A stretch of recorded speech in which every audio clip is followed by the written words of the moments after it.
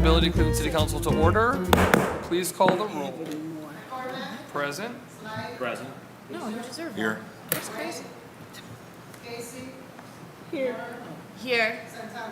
here, right here.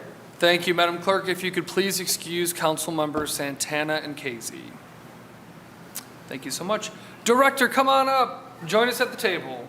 How we doing? I'm great, morning, everyone. Good morning. All right, so today's committee hearing, we have no legislation, but we are going to hear from Assistant Director Chambers on an update on the Back to Basics program. As folks will remember, this covered a lot of different capital repairs, and Director, maybe in your initial remarks, just an overview of kind of the breadth of it, but for this committee too, we're really interested in traffic calming, the roads, those types of things that impact transportation. Before I hand it over to the Assistant Director, do I have any opening questions or comments? Okay, Assistant Director, please introduce yourself and give us an overview on Back to Basics. Absolutely. Good morning. My name is Keisha Chambers, Assistant Director of the Mayor's Office of Capital Projects, and thank you for this opportunity to share where we are currently with the Back to Basics program. An overview, Back to Basics was to do just that. There's a lot of work to be done in the city, and Back to Basics is looking at some general infrastructure improvements that we can do as it relates to street repairs, parks and recreation, and of course, street calming. So our focus with Parks and Recreation is the ball courts and some park improvements. With street repairs, it is resurfacing. And with our traffic calming program, it is the speed tables, automated 20 miles per hour school zone flashers, signal upgrades, modular bus stop platforms, and neighborhood traffic circles. Okay? So I will start with an update on those, the traffic calming features that we are looking to install. So with speed tables, data collection is something that has been ongoing, and we've applied this data collection to numerous other locations, and that is being captured by the transit and mobility staff on SharePoint so that it's available for viewing, but we're continuing that weekly so we can always have that data gathered. But speed tables will be installed using the same crews we are currently employing for the resurfacing projects, so we can, optimize when they are on site and not have to remobilize new crews in order to get that work done. So we are currently confirming pricing with those contractors. And as far as timing, we are kind of towards the latter end of our construction season, but we are trying to see how we can coordinate some schedules, maybe add an additional crew so we can get some of these traffic calming, specifically the speed tables, installed. But it's really just a timing and a scheduling, factor for us. Could I ask about the speed Yep, table? go ahead, Councilwoman. Good morning. I know our beloved Callie Mersman is hopefully having some relaxing time away. Yes. And she was our contact for sort of the analysis of where those speed tables would go. And as of the initial list, there were no locations in my ward that were approved. And so I know that I was working with her to get additional testing of streets that could potentially qualify for the speed tables. But I also know that I want to respect her time away. Who should I be communicating with about where the actual speed tables are planning to be installed and the sort of traffic counts that we need to approve the speed tables under the program? I would say still email Callie. Okay. She's still in the loop and staying connected via emails, but also reach out to Rob Mavick from Traffic Engineering. And also there's David Moss, I believe is also her current kind of backup point of contact. Okay. Matt Moss or Is it Bass? Bass. Thank David you. Bass. David Bass? Excuse Oh, me. David Bass. Okay, I've met him. Okay. And do you have the list of the current approved locations by ward, or who would have that right now? Under the Back to Basics, she, like mentioned before with you, she hadn't determined that list of exactly where those locations would be. Okay. All right. Thank So you. the continued ongoing data collection, and when she returns, I know she has some ideas of already where those locations are, and she'll be able to finalize those. Okay. Thank you.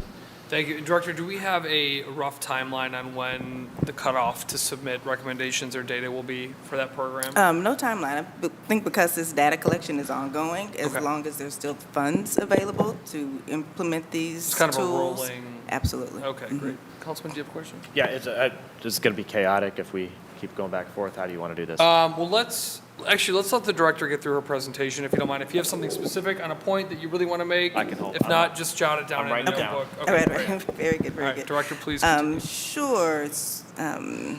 Back to basic speed tables will be installed in 2 phases. We'll have a fall install and a spring install, but as I mentioned, this fall is tentative based on scheduling and weather. And locations are being bundled to minimize equipment mobilization cost. So now I'll move on to just an overview of the 20-mile-per-hour school zone flashers. Equipment is on order, and city crews will be installing that equipment when it is received. Currently, there is a master database of school locations, start and end times, and holidays that's been created so we can have an understanding of where lights need to be activated. Signal upgrades, equipment is on order for city crews to install. Modular bus stop platforms, coordination with RTA and Bike Cleveland is ongoing, and we're looking at locations where bike lanes and bus stops interact at the curve. Those are kind of like the first priority locations.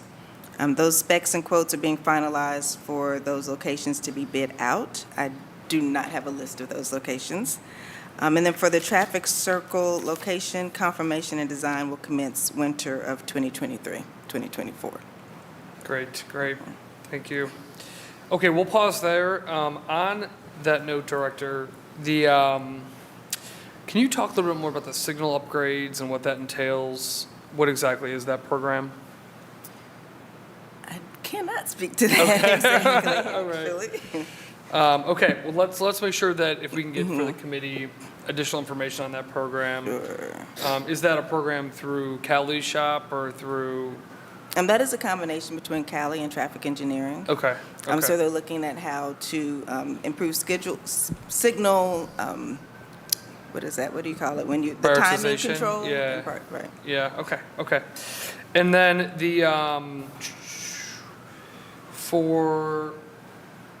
let's see, for the speed tables, do you know, are those permanent installations or are we Yes. those are going to be permanent Permanent installations? That's installations, great. correct. That's really great. And then what we are doing with our general requirements contract is moving forward, installing traffic calming line items so we can make sure that we can always have that Oh, available. great. So that'll just be a part of the city's budget into Yes. perpetuity. That's wonderful.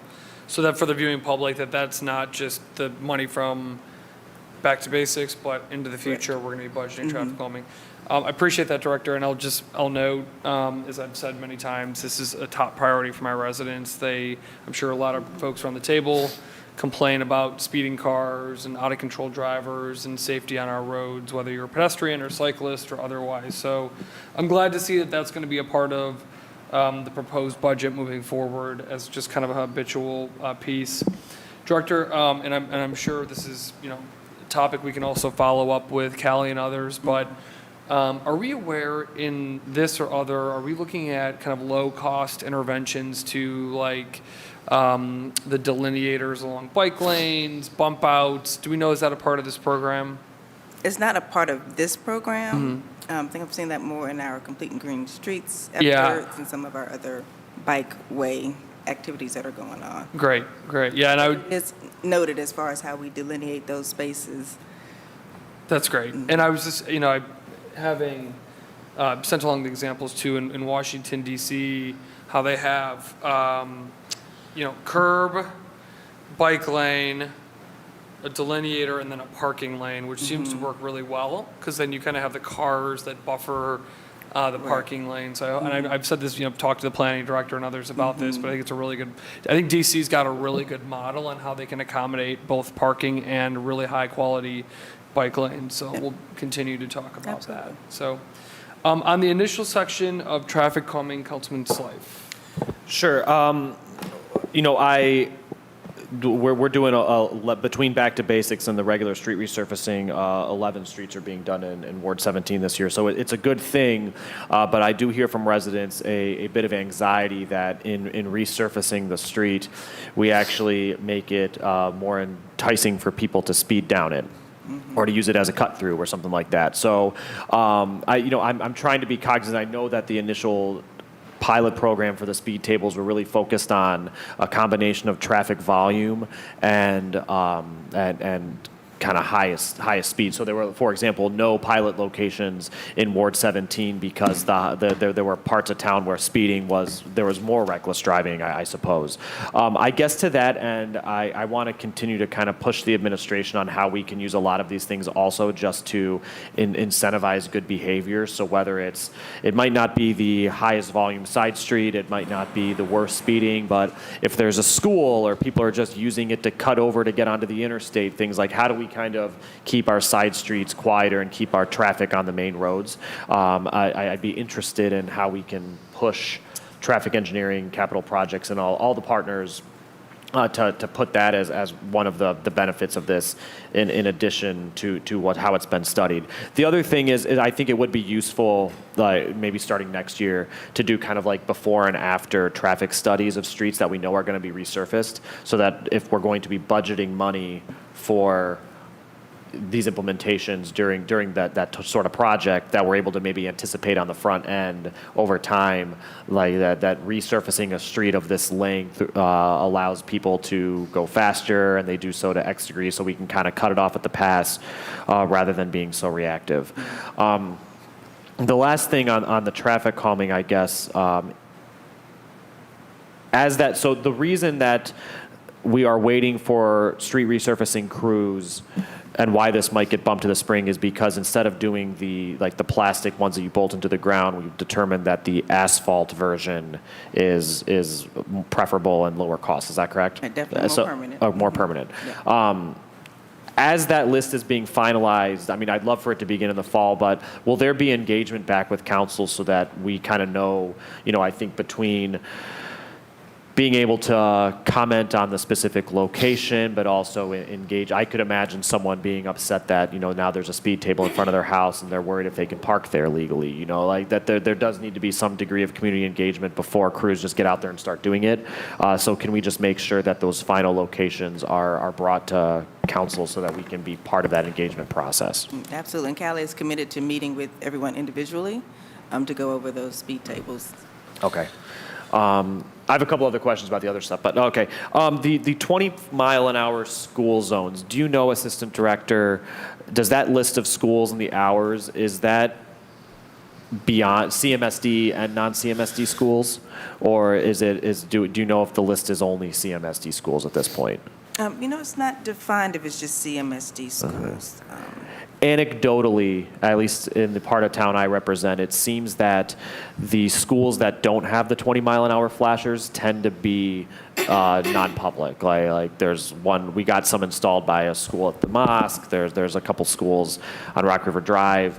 So I want to make sure that, especially with school choice, it seems that a lot of the CMSD kids in the neighborhood come by bus or car, but the kids that are walking are maybe going to the school at the mosque. They live around the corner. So I want to make sure that we're thinking about all of our schools and not leaving any out. So Councilman, if I may submit that request to the Assistant Director and to our staff to make sure that we get that response as to whether that's just CMSD. Okay, thank you.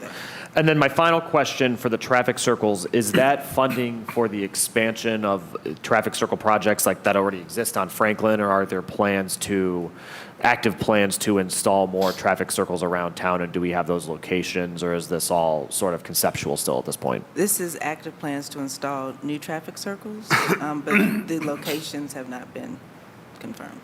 Okay.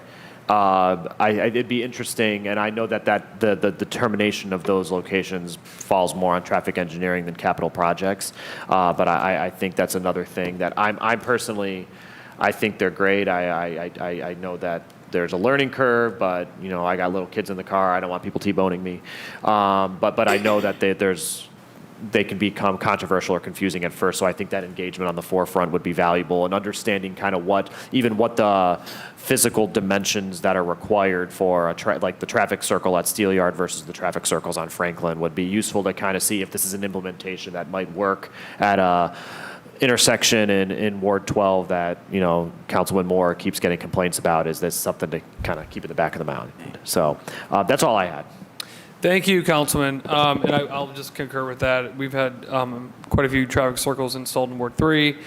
In the beginning, there's people still figuring them out, but then once I think they get used to them, they're really effective. So Do I have additional questions for the director? Yep, go ahead, on Councilman. traffic circles.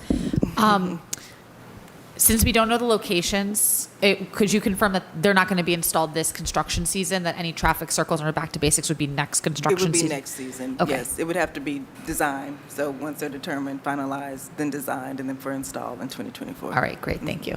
You're welcome. Yep, Councilman Bishop. Thank you, Mr. Chairman.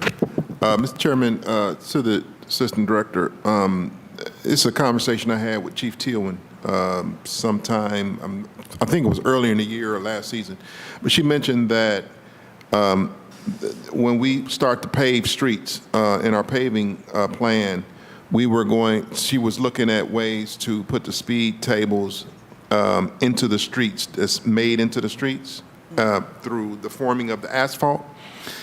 But she mentioned that our crews are not properly trained, I guess, at the start of the paving season in 2023.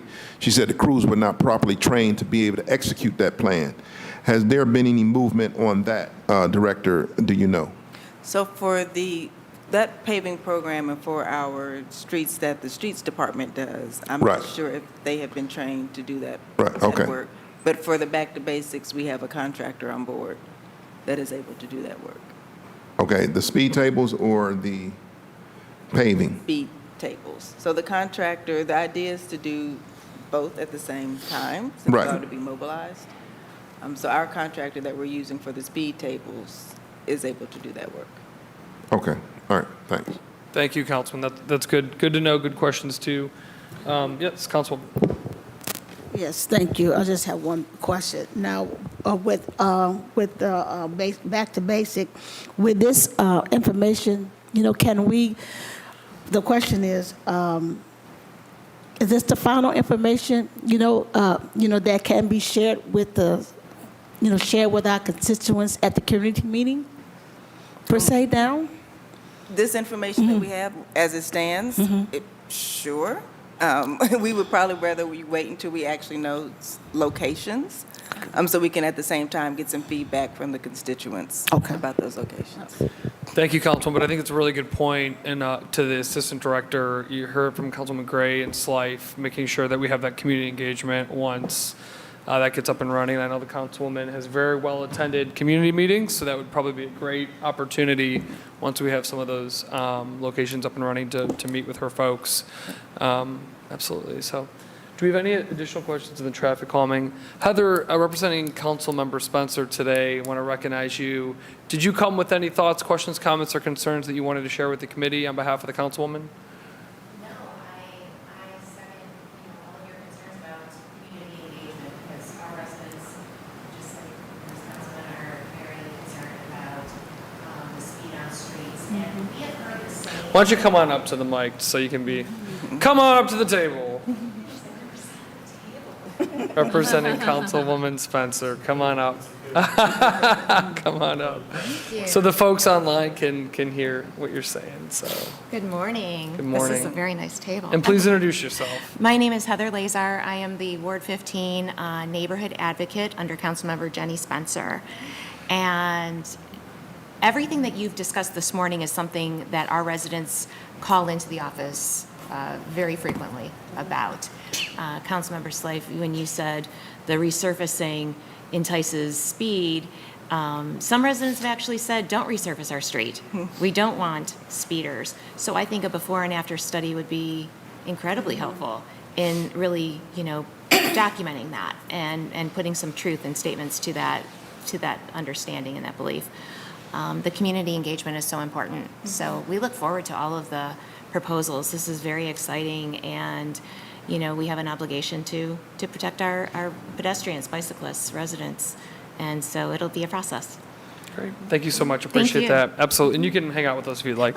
Nice, So, thanks. okay. So, Director, it seems the traffic circles are a next year thing. Speed tables potentially the end of this year, but if not, we'll be coming online in the spring. It's good to know that the contractor has the expertise to get those done. I love that they're permanent and that they'll just kind of be a part of the roadway so that we can create the habit of slowing folks down. Director, is it the intention of the administration to continue these tables even after the Back to Basics is spent? Yep, that's why we're continuing the data collection so we have an understanding of where there are changes based on maybe resurfacing has caused the speed to increase or. Well, I'll tell you one thing, Assistant Director, when we were in Councilwoman Gray's ward, I think one of the first speed tables was installed, yeah, which is really exciting.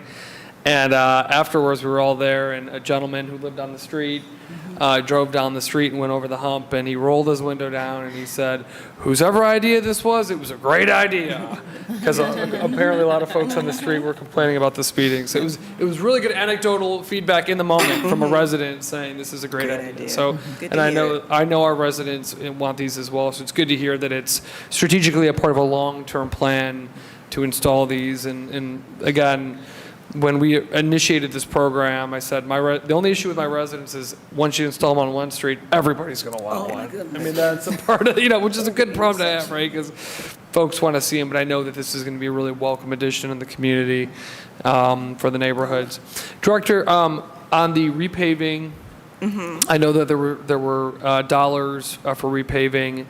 Can you provide a quick update on, is that work happening this year? Is that work that will extend into next year? Can you speak a little bit on that? I sure can. So some wards have already seen work begin for the Back to Basics program. The wards that have not are Ward 1, Ward 5, Ward 8, Ward 9, Ward 10, 15, and 16. Their work will begin in 2024. The spring. Just a matter of the season, how much time we have to be able to do some of this work. And also the timing of when streets were selected. So as streets were selected and confirmed, we were able to go ahead and issue task orders and begin some of that work at the time.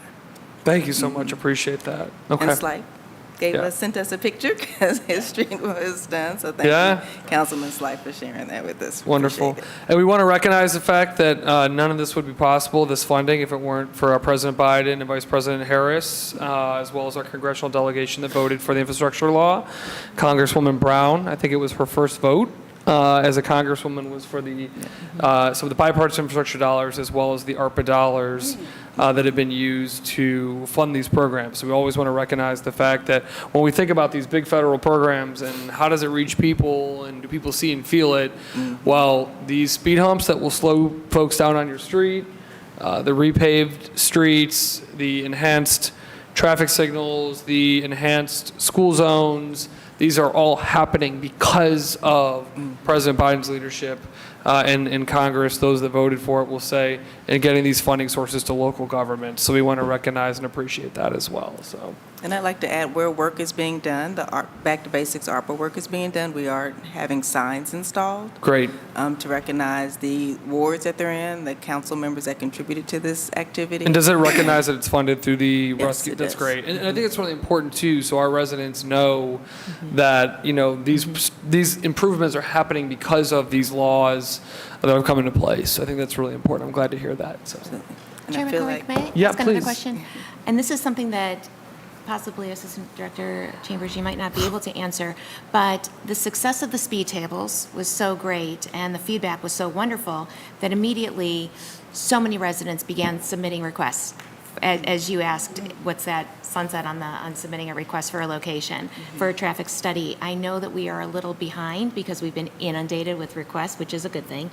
How is what is the status of that? How far are we in getting those studies completed, and then also getting the information to the residents who requested them, also to the council office, because we might be receiving a question about the same street, so keeping everyone in the know and in that loop is critical. Right, I agree. Unfortunately, I can't answer that question. Callie is kind of like the keeper of that information in the database and how she's prioritizing that work. But I'll definitely make sure that she gets back to you with a response on that. Thank you. Excuse- Councilwoman, yep. Chair, I can add a little, I can add something to that question.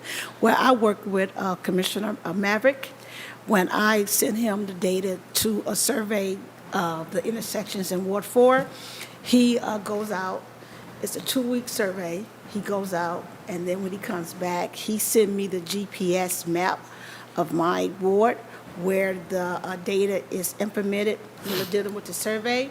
Sometimes he send me the exact, the entire data sheet, so I can communicate with that particular neighborhood if they're going to get a speed table or maybe, like a Some of the residents want a no entrance sign traffic to their area. He would send the data out to say yes or no. But otherwise, he would just send me the GPS, the GPS map, which showed that the data was done in that area. Right, So and you those, can connect those with reports him. are extensive, because it would be pages and pages of each hour, but he was able to provide a one-pager, A which was helpful. one-pager. Yes. He's able to provide that, yes. That's very helpful. Yes. Great to know, thank you. What additional questions do I have for Assistant Director Councilman Slife? Push the button. So a lot of the traffic calming that we've done to date has focused on side streets. We're able to put speed tables down because the speed is inherently lower. But I am interested, have any of these conversations included, or do we need to think through the main roads? I know, like, if to everyone listening, Lorraine is 25 miles an hour, stop going 50, you know, and like the turning lane on Rock River Drive is not for passing. And like there are really reckless things that I see people do on our main roads, and it's really precarious for everybody, including especially pedestrians. And whether it's using funds to construct more like traffic islands so like people can't use a turning lane to pass, and whatever I can't even think of to kind of compel safer driving on our main roads as well. I don't know if that's been thought through as much, or if these funds can be allocated for that, if we're still focused exclusively on side streets. Director? I think the best answer for that is that, traffic engineering as well as Cali consider these things as they're looking at projects and doing design, and there's other tools that can be used other than speed bumps to make sure that we try to restrict traffic and slow traffic down. And they're looking at a lot of those different tools as we, continue to design our work. The streets that she has selected for traffic calming, street calming, related to Back to Basics has not been finalized, as I mentioned before. So I think if there's some opportunities to do some studies in some higher traffic areas, she'd definitely be open to looking at those areas and seeing how this can be included with a variety of other tools to try to help us slow traffic down in the city. Sure. It's playing off of our larger Vision Zero, and I get as many complaints about kind of the main road safety issues as other places. And if you pass in the turning lane on Rocky River Drive, there is precedent for me confronting you about it in the Giant Eagle parking lot. So don't do it, people. Duly warned. So- Well, and Councilman, I'll note too, we had a lot of issues. I'll give you an example. At Urban Community School at 48th and Lorraine Avenue, and the city was able to install bump outs, which really helped with our kids crossing the street. And what it also does is it slows traffic down, because you're going from the road and then you're funneled in, and so you're kind of forced to slow down. So outside of speed humps, I think those are also really good interventions that can do exactly what you're saying. So, all right. Any additional questions for the Assistant Director before we let her off the hook early? Yeah, it'd be great. I'll just close by, you had Yeah, mentioned all please. the federal, the thank you to the federal government, President Biden, Congresswoman Brown. I will say that I really appreciate this legislation being, coming out of the administration. I think that a lot, like when we first got the ARPA, we were trying to wrap our heads around all the things we can do, and we've done a lot of great things, but maybe they're not tangible to everyone. But like everybody seeing streets fixed and parks, new playgrounds and things like that, that really makes it much more visible of what we're doing to help residents. And in many ways, if there's a feeling that Cleveland has a little bit of deferred maintenance compared to other communities, I think by being able to work on these issues really sets a standard and expectation, and gives people a feeling that Cleveland is worth investing in, worth living in, worth coming to. So I think it's impactful in a lot of ways moving forward, and I'm hopeful that we're able to continue to focus on these infrastructure needs for that reason. So. Thank you, Councilman. And I believe, Director, every single ward is being invested in. Is that correct? Whether it's roads or parks or whatever it might be? Correct. From 1 to 17 is seeing capital investments through this program. So, Absolutely. thank you. Any final questions for Assistant Director Chambers? I'm so sorry. That did remind me of something. No, don't apologize. Which is the playgrounds. Yes. I don't think we've touched on those. Are those a 2023 project, or are those going to be moved into 2024? Those will be 2024. Okay. Mhm. All right. Yep. Thank you. Sure. Great. Awesome. Okay. Anything else from the committee? Alrighty. Thank you so much, Assistant Director, for being with us today. Really appreciate it. We've got a couple questions that we submitted through you and through our staff, who will, and please follow up with Ibukun, who's right over here. If she can wave. There you are. Who's our diligent policy staff member for transportation and mobility. So, Absolutely. okay. Thank you, Madam Clerk. With that said, this Committee of Transportation and Mobility of Cleveland City Council is adjourned.